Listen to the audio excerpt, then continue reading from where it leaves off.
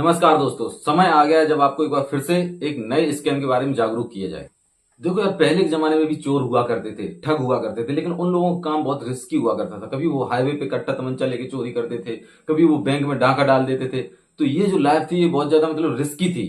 उन लोगों को हमेशा बच के रहना पड़ता था, पुलिस वालों से और लोगों से बच के रहना पड़ता था। कहीं उनकी उनकी जान को रिस्क ज्यादा रहता था। तो आजकल के टाइम पे भी लूट करने वालों की कमी नहीं है। लूटने वाले आज भी हैं, ठगने वाले आज भी हैं, बट उनका तरीका चेंज हो गया है। अभी ये लोग लूट कर रहे हैं बट एक लीगल वे में कर रहे हैं, जिनसे बच पाना बड़ा मुश्किल है।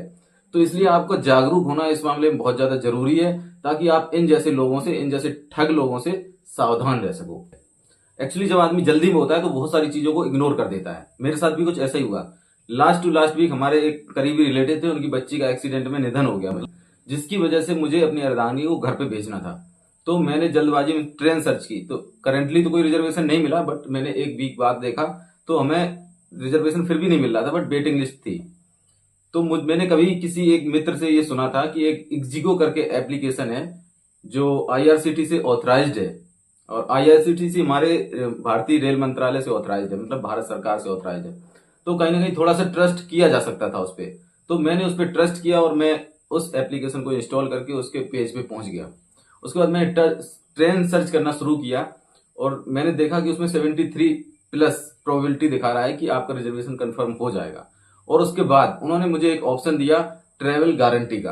अगर इन केस आपका रिजर्वेशन कंफर्म नहीं होता है तो हमें 3 गुना रिफंड करेंगे वो।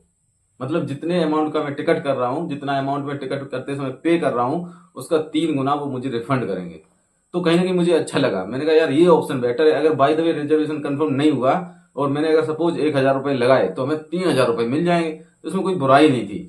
ट्रेन रिजर्वेशन एक ऐसी चीज है जो हर मिनट हर सेकंड पे अपडेट होती है।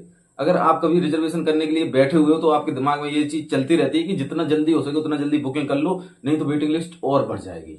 तो वैसे ही कुछ मुझे भी लग रहा था। तो मैंने जल्दबाजी में टिकट बुक किया और वहां पे वो टिकट था 735 रुपए का।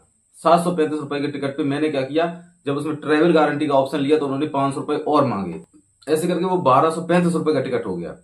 तो 1,235 रुपए का मैंने टिकट बुक किया। तो इस तरह से मैंने 1,235 रुपए में अपना जाने का टिकट कंफर्म कर लिया, बुक कर लिया। कंफर्म तो नहीं, वेटिंग लिस्ट टिकट था। फिर मैंने सोचा चलो आने का भी तो करना ही पड़ेगा। जस्ट अगले दिन वापसी थी, तो अगले दिन फिर मैंने रिटर्निंग का टिकट देखना शुरू किया। उसका भी अमाउंट लगभग सेम था और उसमें भी 500 रुपए मुझे एक्स्ट्रा पे करने थे। तो एक और टिकट मैंने 1,250 रुपए के अमाउंट का लगभग बुक कर लिया। तो इस तरह से मैंने जाने का और आने का दोनों टिकट बुक कर लिए और मैं आराम से निश्चिंत होकर बैठ गया। मुझे ये लगा था कि ये 500 रुपए एक्स्ट्रा ले रहे हैं तो कहीं ना कहीं ये हमारा टिकट कंफर्म कर ही देंगे। इन केस अगर नहीं भी किया तो हमने अगर जो अमाउंट पे किया है 1,250 रुपए या 1,200 रुपए, सपोज मान के चलो 1,200 रुपए, 3,600 रुपए मुझे वापस मिल जाए। फाइनली हमारा टिकट वेटिंग रह गया, टिकट मेरा कंफर्म नहीं हुआ। उसके बाद फिर क्या होगा, मेरे पास मैसेज आया कि आपका टिकट कंफर्म नहीं हुआ है, इसलिए आपका टिकट कैंसिल किया जाता है और आपका फुल रिफंड होगा। तो फुल रिफंड में मैंने ये सोचा था जो 1,235 रुपए मैंने बुकिंग के टाइम दिए हैं वो रुपए मुझे वापस मिलेंगे।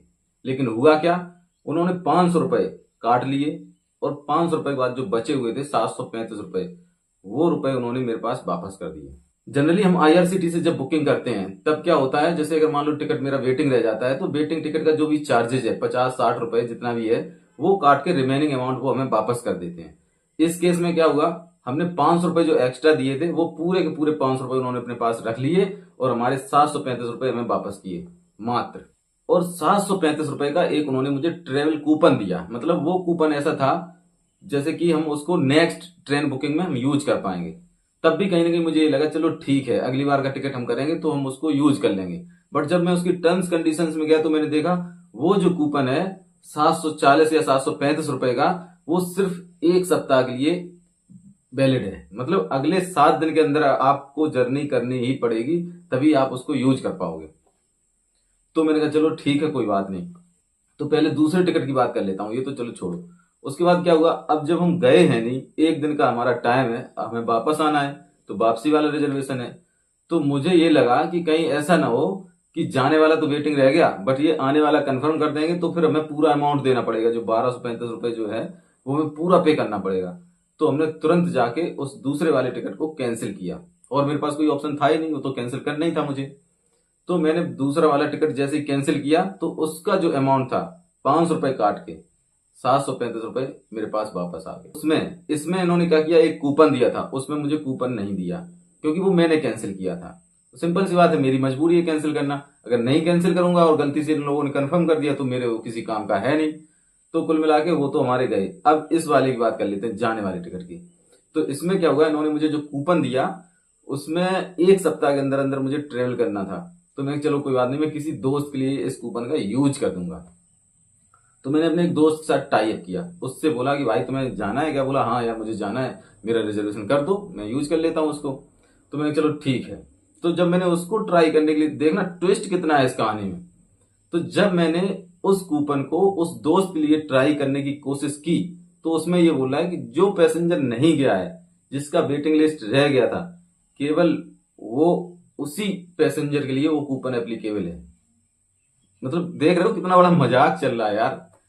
जो कूपन तो उन्होंने मुझे दिया है मेरे 735 रुपए के अमाउंट में, दोगुना हो गया ना।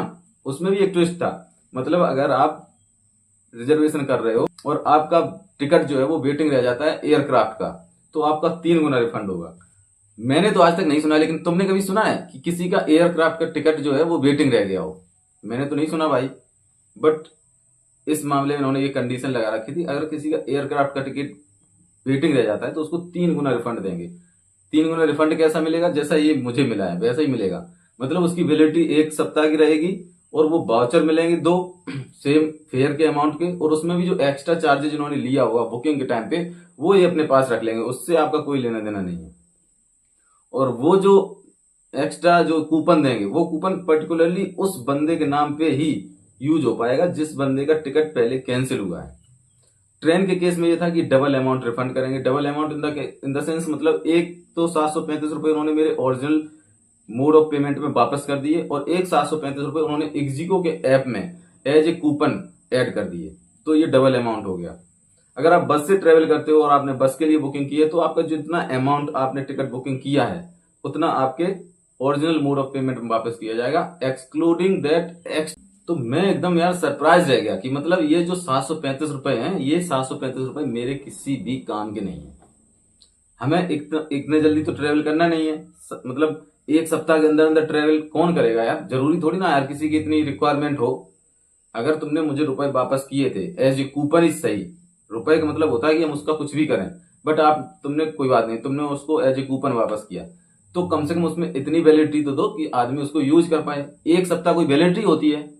1 सप्ताह की वैलिडिटी दी है जिसका कोई लॉजिक नहीं बनता है।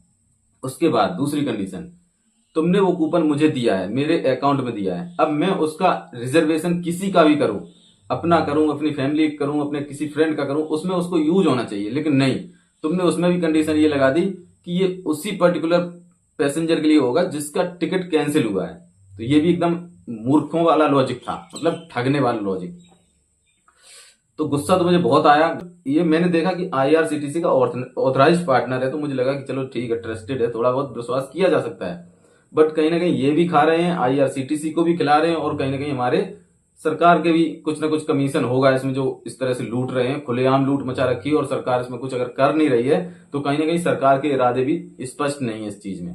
तो हमारे देश के मशहूर जो क्रिकेटर हैं रोहित शर्मा जी, वो इसका एडवर्टीजमेंट करते हैं। तो मैंने देखा भाई, तो होता क्या है, हम लोगों की मेंटेलिटी ये हो गई है, हम लोग ये देखते हैं कोई यार फेमस पर्सनालिटी अगर किसी चीज का एडवर्टीजमेंट करता है तो हम उसमें थोड़ा सा आसानी से भरोसा कर लेते हैं, और इस तरह की कंपनियां इसी चीज का फायदा उठाती हैं। जैसे कि गुटखे के एडवर्टाइजमेंट में तुमने देखा होगा, ये बड़ी बड़ी महान हस्तियां लगी रहती हैं एडवर्टीजमेंट करने में और लोग लगे पड़े हैं खाने में। तो ऐसा मत करो यार, ऐसा मत सोचा करो कि ये लोग तुम्हारे फायदे के लिए ऐसा कर रहे हैं। हर उस चीज में उनका निजी स्वार्थ है, उनको बेइंतहा दौलत मिलती है, इसलिए उनको इस चीज से कोई फर्क नहीं पड़ता है कि वो चीज तुम्हारे स्वास्थ्य के लिए लाभदायक है या हानिकारक है। तुम उसको खाने के बाद जिंदा रहोगे या मरोगे। न जाने कितने ऐसे परिवार हैं जो गुटखा खा के अपने आप को कैंसर करते हैं और बीच राह में अपने परिवार वालों को, अपने डिपेंडेंट, अपने जो उनके आश्रित हैं उन लोगों को बीच में छोड़ के ऐसे ही चले जाते हैं अपनी जिम्मेदारी बिना निभाए हुए। लेकिन इस चीज से इन लोगों को घंटा कोई फर्क नहीं पड़ने वाला। अब रोहित शर्मा जी हैं, फेमस क्रिकेटर हैं, तो मुझे लगा चलो ठीक है, अच्छी चीज होगी। लेकिन प्रैक्टिकली रोहित शर्मा जी को इस मामले में झांकना चाहिए, समझना चाहिए कि ये लोग किस तरह से लोगों से रुपए लूट रहे हैं, लोगों को गुमराह कर रहे हैं, लोगों के साथ ठगी कर रहे हैं। लेकिन उनको इससे क्या फर्क पड़ता है, उनके पास अपना पहुंच जाता होगा हिस्सा, बाद वहां की भाड़ में जाए दुनिया। ऐसे एक नहीं, ऐसे हजारों स्कैम चल रहे हैं, हजारों स्कैम चल रहे हैं। आप फेसबुक चला रहे होगे, आपके फेसबुक चलाते चलाते स्क्रॉल करते करते उसमें एडवर्टीजमेंट आ जाएगा, मैक्स लाइफ का इंश्योरेंस लो 548 रुपए की किस्त में 1 करोड़ रुपए का टर्म इंश्योरेंस। भाई तभी तुम्हारा थोड़ा सा मन विचलित हुआ, तुमने सोचा चलो यार ये बढ़िया टर्म इंश्योरेंस है, 548 रुपए में 1 करोड़ का रिफंड मिल जाएगा, फैमिली सिक्योर हो जाएगी। तुम उसमें अंदर जाओगे तो वो 500 रुपए बढ़ के 2500 का प्रीमियम हो जाएगा मंथली। तो इस तरह से लोगों को चूतिया बनाने की कोशिश की जा रही है और लोगों को गुमराह किया जाता है। क्योंकि अगर तुम उसमें अंदर जाओगे, तुम देखोगे तुम्हें बिना मोबाइल नंबर डाले उसमें अंदर जाने का कोई ऑप्शन रहता नहीं है। एक बार उनके पास तुम्हारा मोबाइल नंबर पहुंच जाएगा, उसके बाद वो तुम्हें दे फोन तुम्हारा मतलब दिमाग का दही कर देंगे। तो इस तरह से मतलब सरकार की इन लोगों के ऊपर कोई पकड़ नहीं है, कोई मजबूती नहीं, कोई गाइडलाइंस नहीं है कि इस तरह से लोगों को गुमराह करना गलत है। जब तुम उसमें अंदर जाओगे तो वो बोलेगा कि अगर आपकी उम्र 18 साल है तो आपकी प्रीमियम 500 या 550 रुपए महीना बनेगी। 18 साल? यार जिस देश में 40 साल तक आदमी बूढ़ा हो जाता है, उसे जॉब नहीं मिलती है, रोजगार नहीं मिलता है, वो 18 साल का लौंडा 500 रुपए की प्रीमियम भरेगा कहां से? लेकिन इन लोगों को क्या है, लोगों को चूतिया बनाना है। सरकार को चाहिए जो इस तरह से एडवर्टीजमेंट चल रहे हैं, जो लोगों को गुमराह करने की कोशिश कर रहे हैं, जो लोगों से रुपए ठग रहे हैं गलत तरीके से, उनके खिलाफ एक स्ट्रिक्ट गाइडलाइंस बनाई जाए और ऐसे लोगों पर पाबंदी लगाई जाए। फिर भी अगर ऐसी एक्टिविटीज लोग करते हैं तो उनके खिलाफ कुछ स्ट्रिक्ट एक्शन लिए जाए, उनके खिलाफ सजा का प्रावधान हो। लेकिन होता क्या है हमारे देश में ये होता है कि अगर पॉलीथीन बैन है तो वो पॉलीथीन सिर्फ सब्जी वालों के लिए बैन होती है, जो बाजार में सब्जी बेच के अपनी रोजी रोटी कमाते हैं। उनके लिए बैन नहीं होगी जो कुरकुरे पैक होके आ रहे हैं, प्लास्टिक में नमकीन पैक होके आ रही है, प्लास्टिक में आटा पैक होके आ रहा है, प्लास्टिक में हर चीज प्लास्टिक मिलती है। तुम मॉल में जाओ, मैगी आ रही, जो कुछ भी आ रहा है, सब कुछ तो प्लास्टिक में आ रहा है। लेकिन प्लास्टिक बैन होगी तो सिर्फ सब्जी मंडी में सब्जी वाले के लिए, या जो ठेला पे गरीब आदमी कोई बेच रहा होगा ना कुछ पॉलीथिन में रख रख के, उसके लिए पॉलीथिन बैन होगी। उस पर पुलिस जाएगी, कार्रवाई करेगी, उसका चालान होगा, उसके खिलाफ एक्शन लिया जाएगा। हो सकता है आप लोग ये सोच रहे हो कि 1,000 रुपए के लिए यार इतना परेशान होने की क्या जरूरत है। देखो होता क्या है, हमारे देश की जनसंख्या 140 करोड़ है। सोचो अगर उसमें से 140 करोड़ में से अगर 20 करोड़ लोग भी इस तरह से 1,000 रुपए कमाएंगे तो उनका 20,000 करोड़ एक सीधा हो गया। तो उन्होंने 20,000 करोड़ की ठगी कर ली बड़े आराम से। 20,000 करोड़ अमाउंट समझते हो ना कितना है? तो इसलिए मेरा काम है आप लोगों को जागरूक करना, और कहीं ना कहीं आप लोगों का भी ये काम होना चाहिए। अगर कोई चीज आपको सीखने को मिल रही तो आप दूसरों के साथ शेयर करो। तो यार लास्ट में बस मैं इतना ही कहना चाहूंगा, मेरा काम है आप लोगों को जागरूक करना। बस ये है कि मैं ये चाहता हूँ कि जो मेरे साथ हुआ है वो किसी और के साथ ना हो। मतलब मेरा लगभग 1,000 रुपए का नुकसान हो गया है, मैं नहीं चाहता हूँ कि वो नुकसान आपका हो। तो कहने का मतलब ये है कि अगर आपके मोबाइल में इस तरह का कोई भी एप्लीकेशन है जो लोगों को इस तरह से चूतिया बना के रुपए ठगने की कोशिश करते हैं, ऐसा अगर कोई भी एप्लीकेशन आपके मोबाइल में है तो उसको अभी के अभी तुरंत अनइंस्टॉल मारो। और फ्यूचर में जब भी कोई एप्लीकेशन आप इंस्टॉल करते हो तो बेहतर है कि उसके बारे में पहले यूट्यूब पे जाके उसके रिव्यू देख लो। मैंने भी देखे, लेकिन मेरी गलती ये थी कि मैंने अपना सब कुछ मतलब 1,000 रुपए का नुकसान करने के बाद यूट्यूब पे गया, उसके बाद मैंने वीडियो देखे। इसलिए मैं ये कोशिश कर रहा हूँ कि आपके साथ ऐसा ना हो। तो आप मेरा वीडियो पहले देख लोगे तो बच जाओगे, अगर बाद में देखोगे तो तब आप भी ठग चुके होगे। आप भी कभी अगर इस तरह के स्कैम के शिकार बने हैं तो प्लीज अपनी कहानी कमेंट बॉक्स में शेयर जरूर करें। बहुत बहुत थैंक यू, मिलेंगे नेक्स्ट वीडियो में, तब तक के लिए बाय।